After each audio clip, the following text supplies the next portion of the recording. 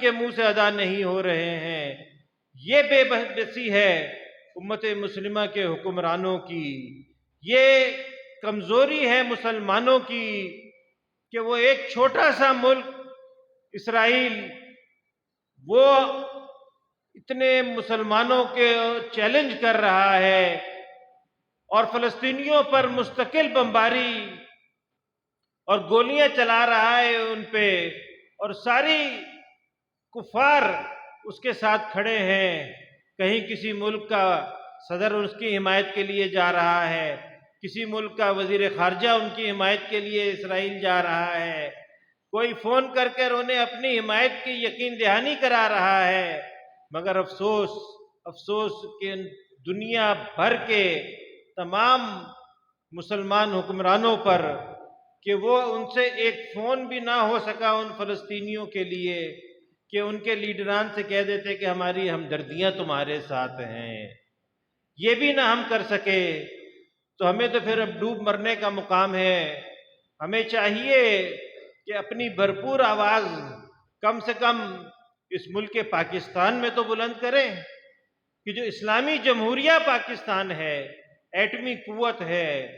ایک سے ایک میزائل یہاں پر موجود ہے، کہ ہم کہتے ہیں کہ اس کی مار اتنے ہزار کلومیٹر ہے، اس کی مار اتنے ہزار کلومیٹر ہے، مگر کیا کریں گے اس کو؟ کیا وہ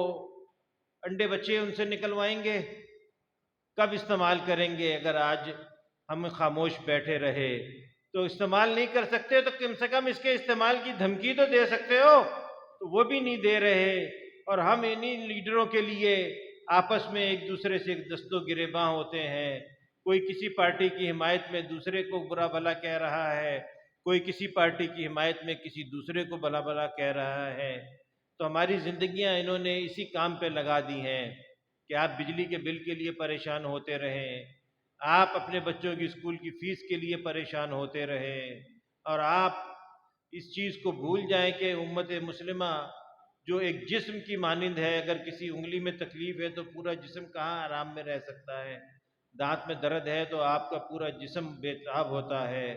مگر فلسطین میں اتنا قتل عام ہو رہا ہے، اس پر ہم چین کی نیند سو رہے ہیں اور کرکٹ کے ورلڈ کپ سے لطف اندوز ہو رہے ہیں۔ افسوس تو ہمارے اوپر بھی ہے کہ ہم اتنا بھی نہ کر سکے کہ ان میچوں سے اور ان سے لطف اندوز ہونے کی بجائے اظہار ہمدردی ان فلسطینی بھائیوں سے ہی کر لیتے۔ تو یہ ہمارے قبلہ مفتی محمد جان نعیمی صاحب دامت برکاتہم العالیہ کو مبارکباد پیش کرتے ہیں کہ انہوں نے اس کاز کو بھی، جس طرح ہر معاملے میں ان کی خدمات رہی ہیں، تو انہوں نے انفرادی طور پر بھی جو ان سے ہو سکا، تو سوشل میڈیا پر ہم نے دیکھا کہ ان کی طرف سے احتجاجی مظاہرے بھی ہوئے اور دیگر تقریبات بھی احتجاج کے حوالے سے منعقد کی۔ اللہ پاک انہیں جزائے خیر دے اور اس علم کے مرکز کو تا قیامت شاد و آباد رکھے کہ یہاں سے علم کے فیضان جاری ہوتے رہے اور بھی ایک سے ایک بڑھ کر علماء تیار ہوتے رہیں۔ رب تبارک و تعالی ہمیں تمام کو دین کا سچا پکا خادم بنا دے